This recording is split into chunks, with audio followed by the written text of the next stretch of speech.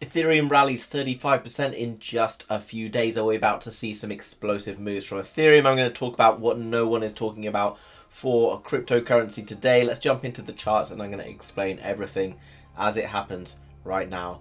Now guys, I've been telling you a few days in a row about the importance of understanding supply and demand when it comes to crypto charts. As things go towards institutional investment, this is going to be what you need to look out for in order to be making money in crypto, forex, anything like that. And actually it's a lot different from what a lot of other people are showing you. But don't show you endless indicators like everyone else is showing you guys, because basically that just shows you past data and that doesn't show us what the future is going to be. It's just guesswork. So guys, so if you want more realistic supply and demand based trading within cryptocurrency, then make sure you subscribe to the House of Crypto and I'll keep you up to date with everything that's going on. So guys, what we can see right now, jumping down below, we've obviously got a demand zone. Pretty obvious that this is our demand zone, guys. This is jumping all the way back to January 2021. You can tell it's a demand zone because we've rocketed out of here. We came back to revisit the demand zone because this is where orders were picked up. So right now it makes lots of sense that this is the area that institutions will revisit to fill their orders. And ultimately, once we've been in it once, it's more than likely that we're going to take potentially another dip into it. But I don't think that's going to happen right this second. So it's interesting right now, guys. What I'm seeing is, as we got a demand zone at the bottom, this is my supply zone up the top. Now, guys, the reason I call these zones and the reason I'm drawing them like this and everyone else is just drawing single lines on charts, prices don't move towards single lines. They move into zones where you can see there's definite movement happening around. And while some of the zones can be quite large on a grand scale of things, actually it doesn't really matter exactly where we're going to draw this, because unless you're day trading and then you need to be a bit more precise, you can still use these zones. So if it comes back down, it might just touch this and go like that. It doesn't have to go all the way down through it, but it can do as well. Understanding that movements come from zones helps us not jump in and FOMO into trades. And what I mean by that is, here what someone might have done is, you may well have thought if this was a single line in the sand that you'd broken through it and we were going to continue to the upside, and guess what happened? Ripped towards the downside. Institutions know that individual retailers, etc., thinking about lines of support and resistance, so they will come up and they will collect stop losses just above these areas before pushing in the opposite direction.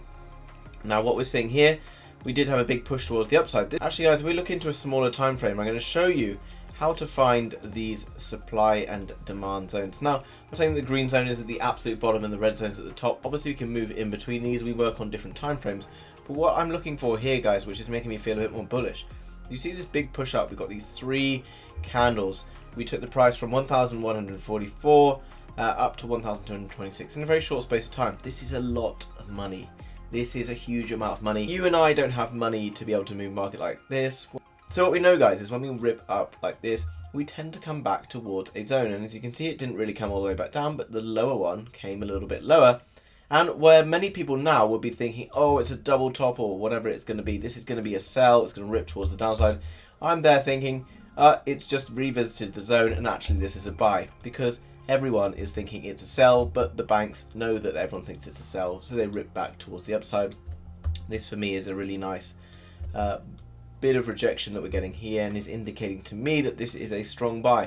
You know, obviously I could be wrong, guys. I'm not right 100% of the time, but it's about being right more often than you're wrong with a good risk to reward. Because if I win 50% of the time, but I've got 3-to-1 risk to reward, then I'm actually going to make a lot of money. So that's what we need to be thinking about. No one knows exactly what's going to happen next, but it's about being right more than we're wrong over a period of time. And you can see that we have now started to bounce towards the upside. It wouldn't surprise me at all if we take a bigger push. Actually, guys, what I'm actually thinking is that the demand zone is a little bit higher and it's up here. Now, in the same way, guys, that this down here shows a demand zone developing, we had some sideways movement and then we ripped towards the upside, and then we come back to retest and retest before pushing. Okay, so what we're seeing up here, and it does tell me that we are going to come up for a revisit at this point very, very soon, is that we did an aggressive push down. We then found some rejection. We cooled off and we came back to consolidate in this area, which shows me that this area through here, guys, is a supply zone. This means at this area, we are likely to see Ethereum being sold off. So what I'm anticipating happening is a revisit to around this area in quite a short space of time, potentially, which could see another 27% rise.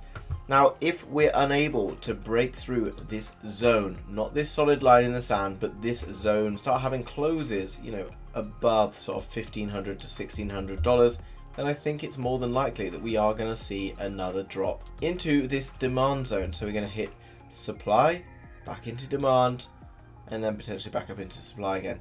Okay, until we're breaking through these zones, we're going to see potentially the price continue to consolidate between these two, and a lot of it has to do with what's happening on the dollar index. And we jump across the dollar index, I'll show you exactly what I mean. Now, the dollar index is basically the US dollar across a number of different markets. And why am I bothering to look at this? Well, Bitcoin is against the US dollar, Ethereum is against the US dollar. So if one is going up, the other has to go down. Right now, we're seeing a bit of a recovery in crypto after a pretty horrible few months in crypto, and that's because this was the last few horrible months in crypto as the dollar was rising, and now we're starting to see that little bit of a cool off coming from DXY. And what I want to show you guys, and I told you that I draw these zones rather than just lines in the sand because of what you can see happen here. So this zone here obviously shows supply, where we've got a lot of supply available in the market. When supply is high, we're going to likely see a fall. And you know, you can see we came back up into it, but notice how far we went up into it. But look at what's happening, right? So it's coming back down, and again, this could well be looking for another push, but the more times it knocks on a door, right? So another thing I want to draw your attention to, because a lot of YouTubers are saying this, the more times something hits a line, the stronger that line. Think about how stupid that is, really, guys, because if something continues to hit against something, what's it doing? Every time it's pushing down, its buyers have to come in to hold it up. So if the buyers are coming in over and over again, eventually there's not going to be any buyers left. So what will happen to the price? It's more than likely going to push towards the downside.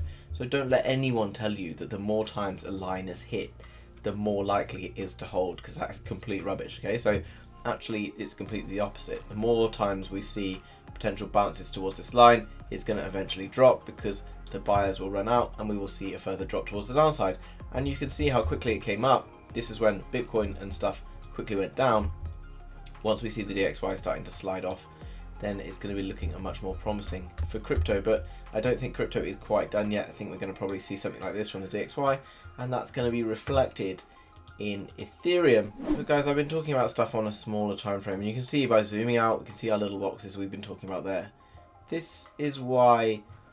Now, what I want you to think about, guys, obviously if you're doing like day trading and stuff, then think about it perhaps a little bit differently. But look at this chart, okay? Green box.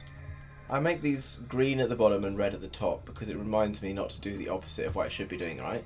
So it reminds me that so I know is green is a buy and red is a sell, and sometimes it can be very hard to think differently because when the price broke through here, you're probably like, oh, I broke through this all-time high, it's going to rip and continue towards the upside.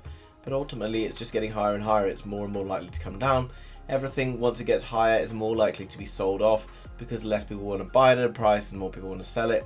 And on the flip side of things, the lower a price gets, the more chance it has of recovery because less people want to sell it for cheap and more people want to buy it for cheap. So we've had this nice little wick here. Don't forget, it's more than likely we'll probably see another kind of wick into this green area, I think, over the next couple of weeks or so before we're seeing a push here. Before, however, we get to that, I think we're going to come up into this zone here, which is around sort of between $1,450 and $1,600.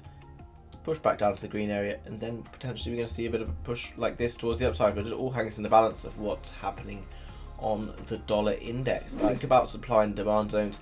Go and learn about supply and demand zones. If you can understand supply and demand zones and what's really making things happen, then you're going to go far. This up here is where institutions, banks, want to sell their crypto. But what does everyone else talk about when it's up here? They're all trying to buy it. Obviously the institutions want you to buy it because they need to sell it to someone. And on the flip side, when we're down here, the institutions want to buy it. They want you to sell it, so they make you fearful with all this news about it going to zero and all the others. So right now, guys, things are looking good. Good time to buy, in my opinion. Not a financial advisor. Go away and do your own research. Good time to buy Ethereum. Don't be too worried if you see another shakeout slightly lower down. It's more than likely going to be another bounce to the accumulation zone where the banks, etc., are going to load up on their crypto. Thanks very much, guys. Smash that like button, and I'll see you soon with another video. Bye-bye.